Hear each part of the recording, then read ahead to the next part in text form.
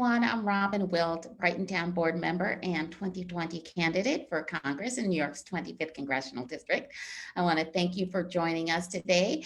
Now, usually we reserve this time slot for our COVID-19 community check-ins and update, but this week we thought we'd try something different. For the last 8 or 9 weeks, we've been doing the check-ins, but we thought that just in case you missed any of our policy positions, that today we would do an Ask Me Anything town hall. So we are joined today by our ASL interpreters, Alicia Brand and David Gratzer, and they are going to help us conduct a Ask Me Anything town hall. We've already received some questions, and I'm gonna get those questions from our disembodied voice, Chris Barilla, our deputy campaign manager. So, Chris, fire away. What do we have?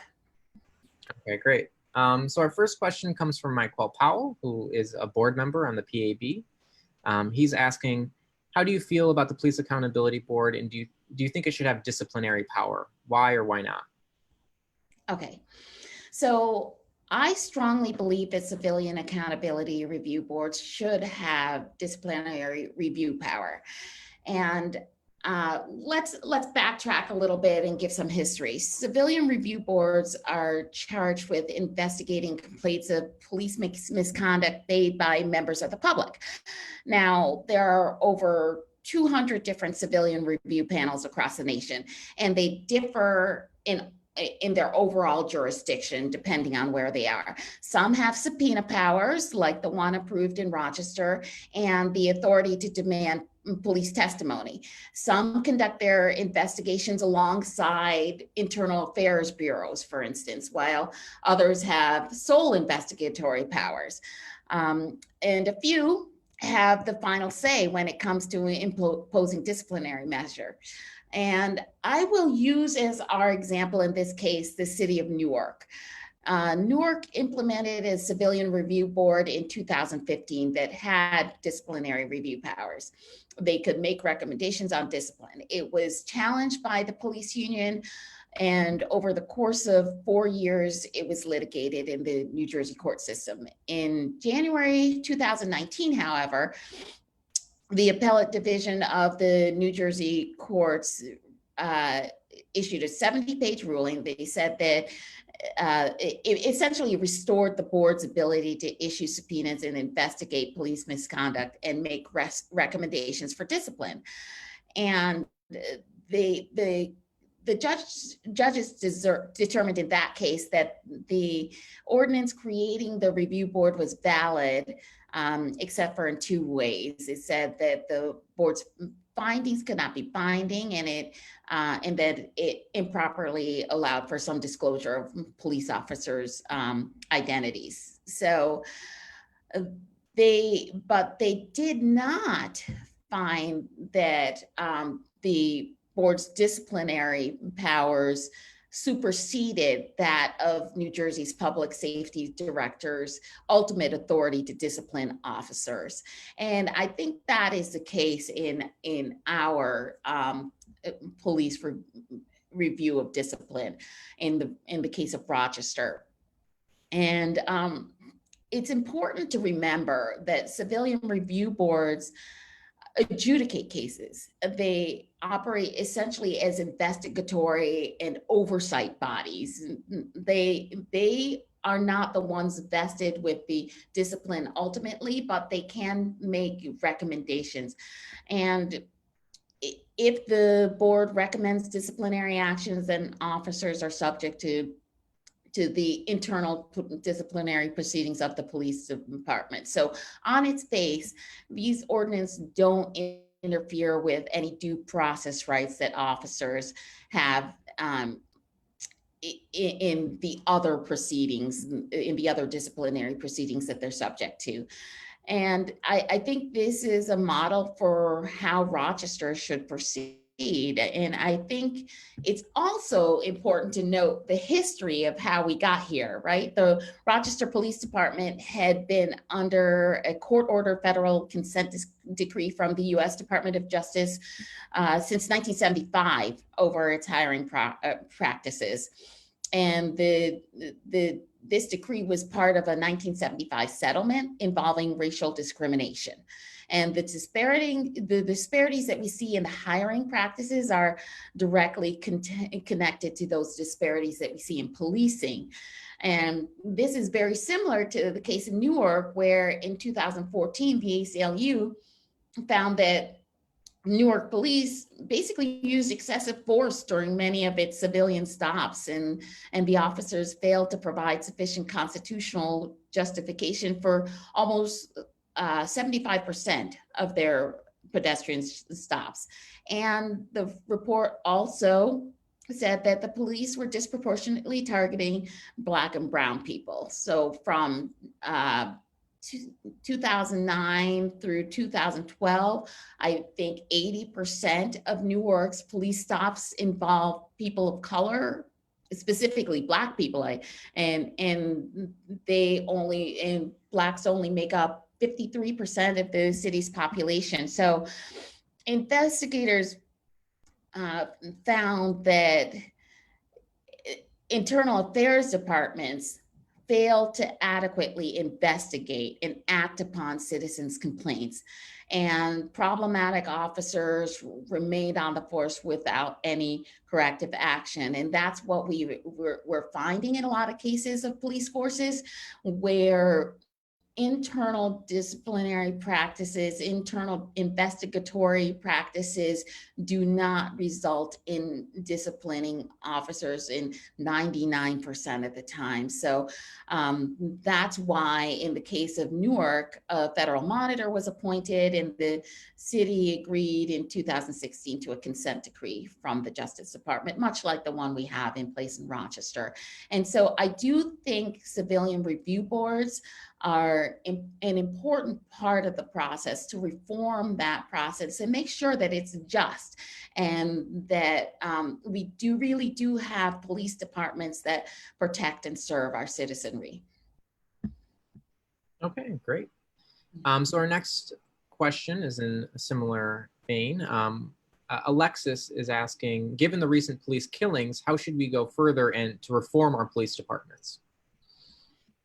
Really good question, and very timely question. Now, there was recently a bill that was proposed, sponsored by leadership of the House, and it was actually co-sponsored by 166 members of the House of Representatives and 35 members of the Senate. It's called the Justice and Policing Act. And it's a wide-ranging bill that attempts to get at the problem of police brutality toward Black communities through a number of means. And one of the most significant parts of the bill is a provision that changes the law to make it easier to prosecute police officers who harm or kill someone in the first place. And it contains, the bill, the Justice and Policing Act, contains a number of measures, including a requirement that the U.S. Attorney General creates new standards for law enforcement accreditation. It establishes a national registry to track police misconduct, and also it mandates racial bias training at the federal level. And there are a number of key components of the bill. Let's see, it removes qualified immunity, and what it would change basically one very significant word in federal law when it comes to prosecuting police, and that word is willful. That word basically means that prosecutors charging police have to demonstrate that there was willful intent on the part of the police officer to kill or harm someone. And that can be an extremely high burden of proof for prosecutors to surmount. So the bill would change the word willful to the phrase knowingly or with reckless disregard. And it would also define a death resulting as an act that was a substantial factor contributing to the death of an individual. So those changes to qualified immunity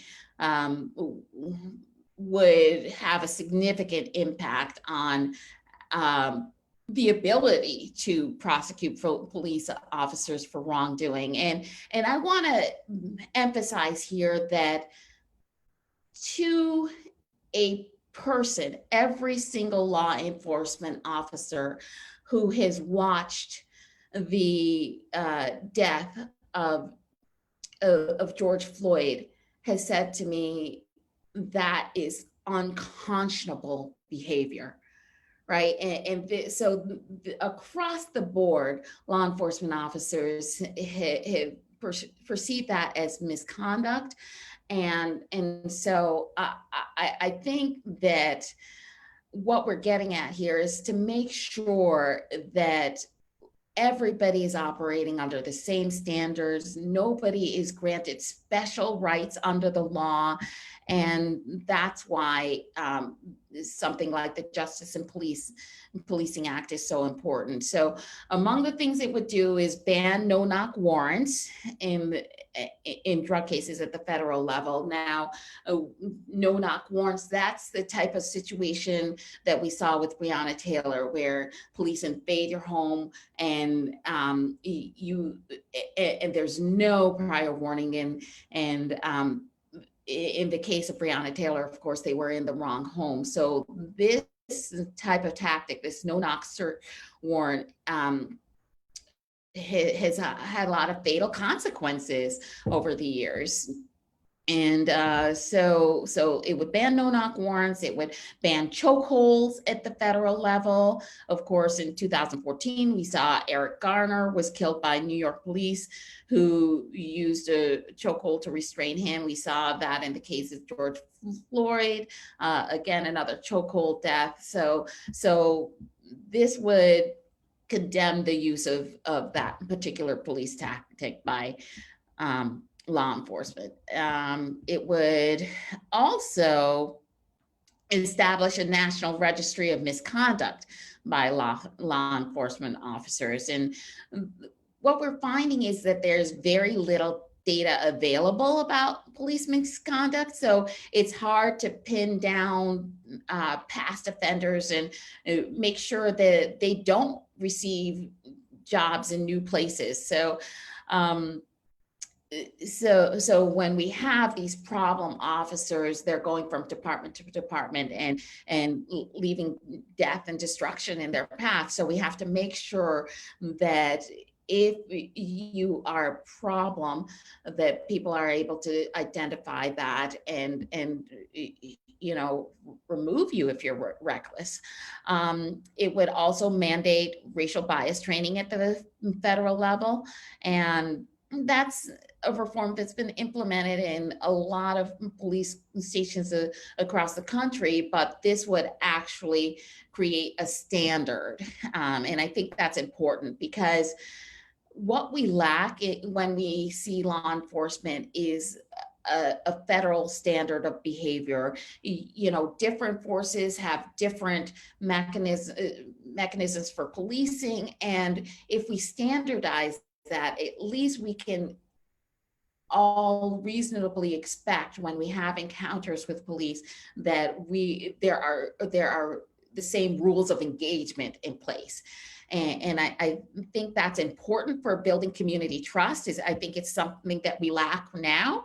And so again, this is all about improving relations between law enforcement and the general public. And I think it's safe to say that right now we do not have a lot of trust between our Black and Brown communities and the law enforcement that is sworn to serve and protect them, because we have all of these cases where encounters with the police result in death.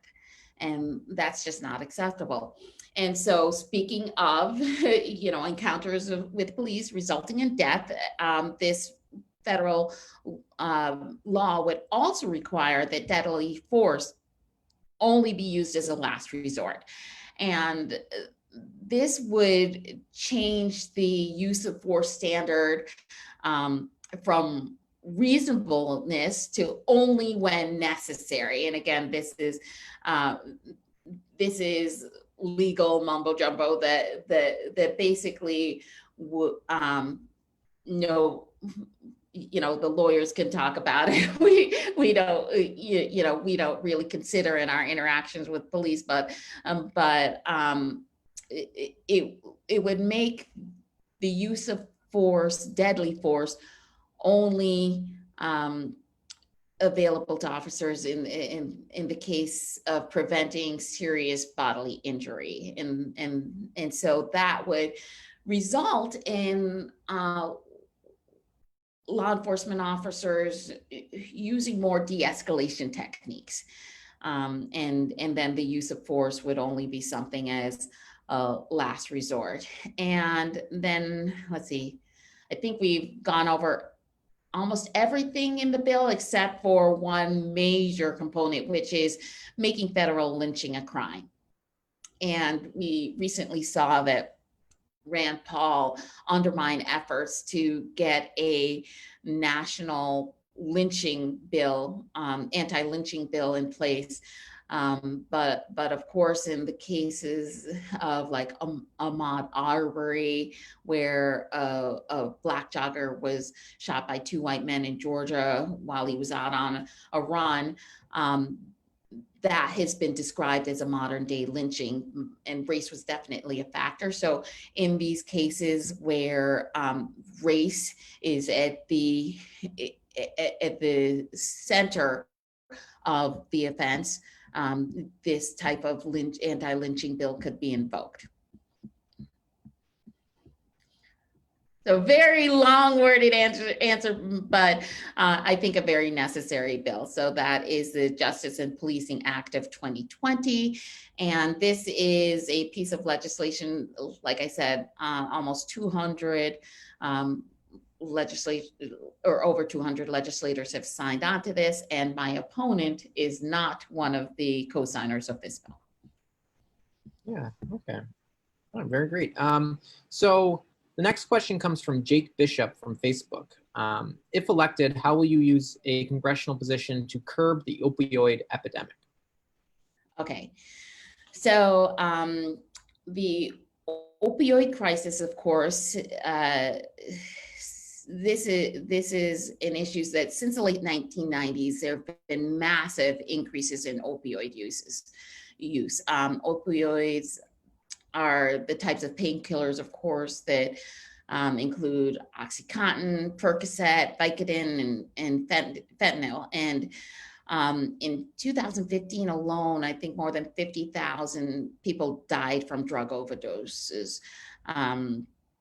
And in 2016, 80% of the deaths were attributed to opioids were white people. Now, so I point that out because we have had drug epidemics before. I think everybody remembers the crack epidemic of the 80s, and in that case, we really viewed it as a law enforcement issue, an enforcement issue, as opposed to as a health epidemic. And I think right now we really understand, and because it's hitting white communities, we are treating this particular drug epidemic with the right mind, which is as a health epidemic. And there are certain people who are at fault for this, including pharma companies and governments basically failing to protect its citizens from overprescribing of these drugs. So right now, during the opioid epidemic, the government has responded differently than it did the crack epidemic. There's been federal aid given to states to help them address the crises, and the U.S.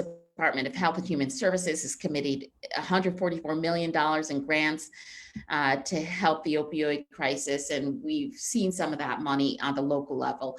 Yet still in 2019, Monroe County received 839 reports of opioid overdoses, and 127 of those were fatal.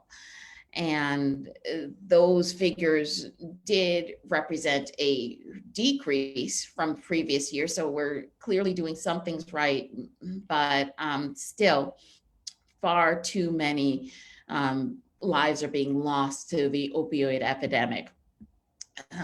About 15% of all overdoses are fatal. So and I will note, because we are in the middle of a pandemic, the effects of COVID-19 on the opioid epidemic have been devastating. We essentially have an epidemic within an epidemic. More than twice as many people died of opioid overdoses in Monroe County this April and March compared to the same months last year.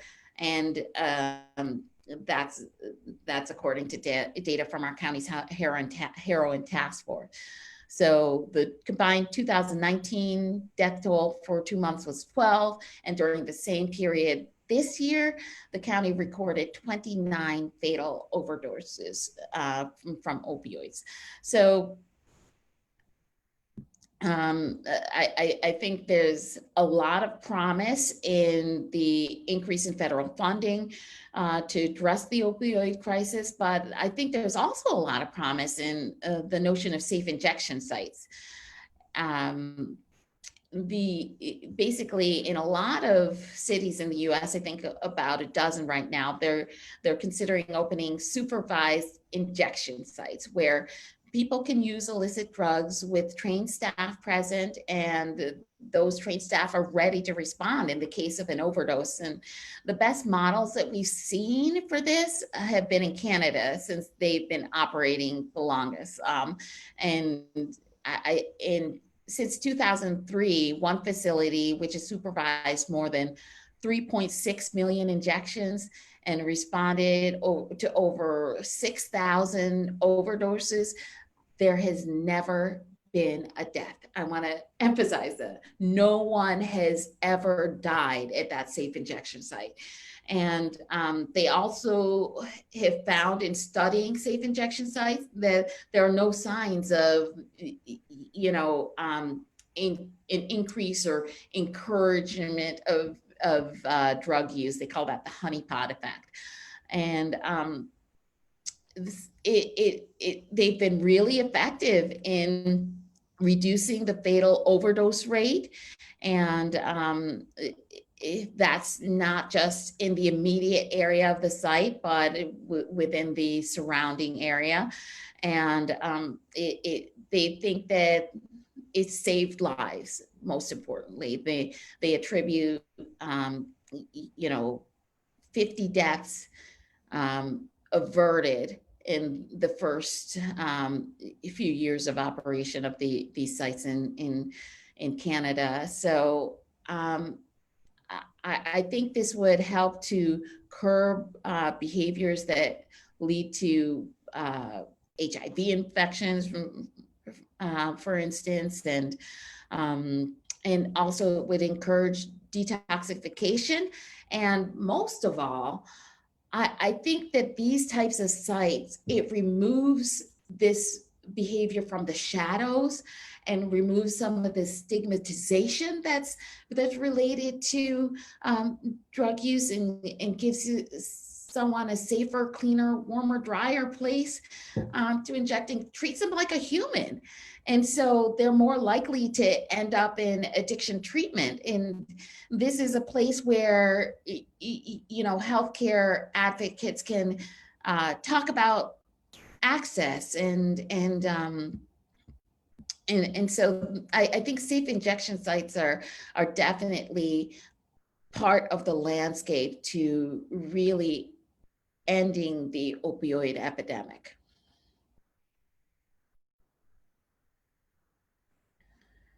Okay, great. So the next question comes from Sarah. What is your position on stricter gun laws? Okay, so we did just have our COVID-19 healthcare town hall on gun violence, and I noted during that session that the U.S. Um, has multiple gun violence problems, and one is different than the other. It includes suicides, mass shootings, gun violence, in an urban context, intimate partner violence, domestic violence, and just other factors that really need to be examined individually. But when we tend to discuss gun violence in this country, our collective mindset, it immediately gravitates towards mass shootings. And I think that's because most widespread and virulent calls to action to combat gun violence occur in the wake of mass shootings. Even though statistically speaking, gun deaths are more likely to occur by other means. So, of course, looking at the intersection of all gun violence problems in the US, the common denominator is access to firearms, which is why gun violence has to be addressed through multiple and varied means. But I think that definitely we need to promote gun control, and there's a reason for this. The U.S. government only spends $63 per life lost on gun violence research, and by comparison, when it comes to like motor vehicle research, we spend $1,000 per life lost. If we're talking about HIV research, we're spending $180,000 per life lost. Now, finally, we're in a position where we can gain new insights into the way gun violence can be prevented. And that's because we finally are interpreting the Dickey Amendment in a different way. We've formerly interpreted it as a barrier to allowing the Centers for Disease Control to study gun violence, but now federal dollars have finally become available because the Dickey Amendment is no longer seen as a barrier. So I think that when we talk about urban gun violence in particular, which by far is some of the most prevalent forms of gun violence, we need to talk about really approaching the problem not just from an access to guns approach, but also in access to resources. What we found is that the pattern of gun violence in urban areas in particular is extremely intimate, affecting very small communities. And so we really need to make sure not just that access to illegal firearms is eliminated, but also that we invest in those communities, right? We make sure that there's access to the social determinants of health, education, nutrition, job opportunity. And if we were to invest in those social determinants of health among those communities where we see high rates of gun violence, we would all but eliminate gun violence in those communities. So again, I think it's important that we approach the problem from the multi-pronged approaches that are necessary, not just limiting access to guns, but also making sure that in those communities where gun violence is prevalent, that we're making the necessary investments in those communities to get at the problem. Okay, so our next question comes from Ethel. Mhm. When you are in office, how will you work to reduce economic inequality? Oh my goodness. So this is a huge one. And I think that we've really we've seen with the advent of Occupy Wall Street movement and uh, other economic inequality movements that really the consciousness surrounding wealth inequality and economic inequality in this country has been raised. Um, you know, be, the wealth gap between the richest Americans is vast and unsustainable. We've seen that the top 3% own more than half of America's wealth. We've seen that has increased 45% since 1989, and the bottom 90% own only a quarter of the wealth of this country, and that's a drop of 33% over that same time period. So we definitely need to do something to address our massive wealth inequality in this country.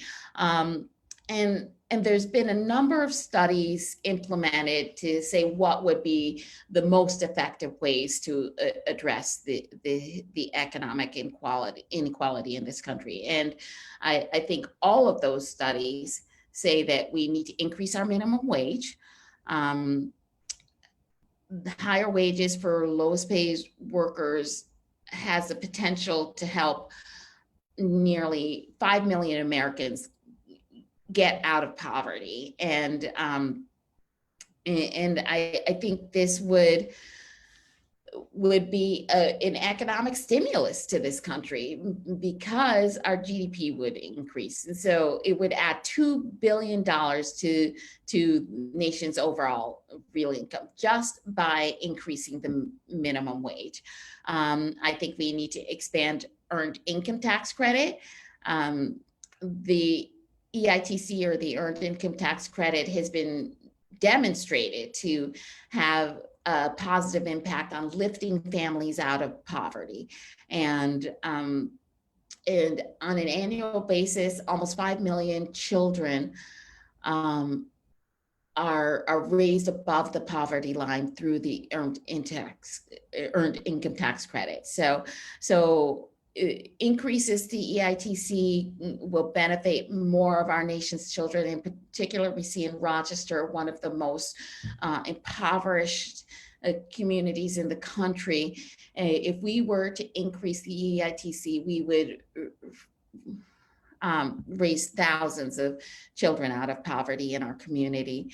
We need to build assets for working family.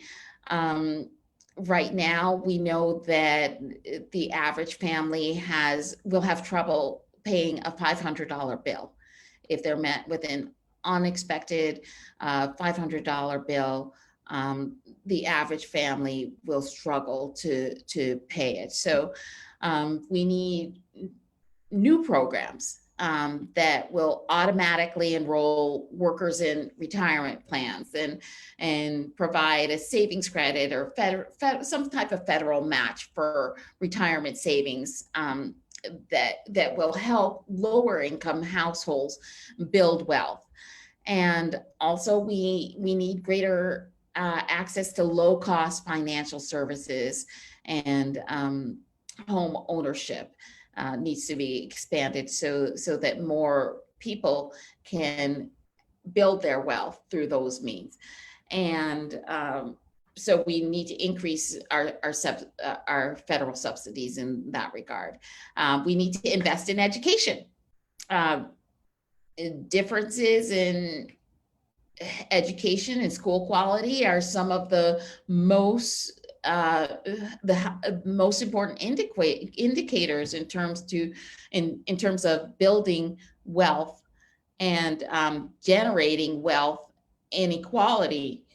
across generations. So we need to make bigger investments in public education, beginning with pre-K and going through 16 college. So that will increase our economic mobility and contribute to wealth equality. And then we need to make changes to our tax code. So we recently passed a massive tax cut for the wealthy in this country, and it's the biggest irony in this country that those who are at the top have actually been declining in terms of the share of income that they are devoting towards taxes. And so data shows that we've created bad tax policy over the past years by giving capital gains, profits from the sale of property or investments, special privileges in our country's tax codes. So those privileges have actually resulted in investment income having larger value than actual work. And that's incredible. So we need to make sure that we have a progressive tax code that does not benefit only the wealthy few, but makes them pay their fair share, just like the rest of us. And then I think something that we don't talk enough about in terms of wealth inequality is racial segregation.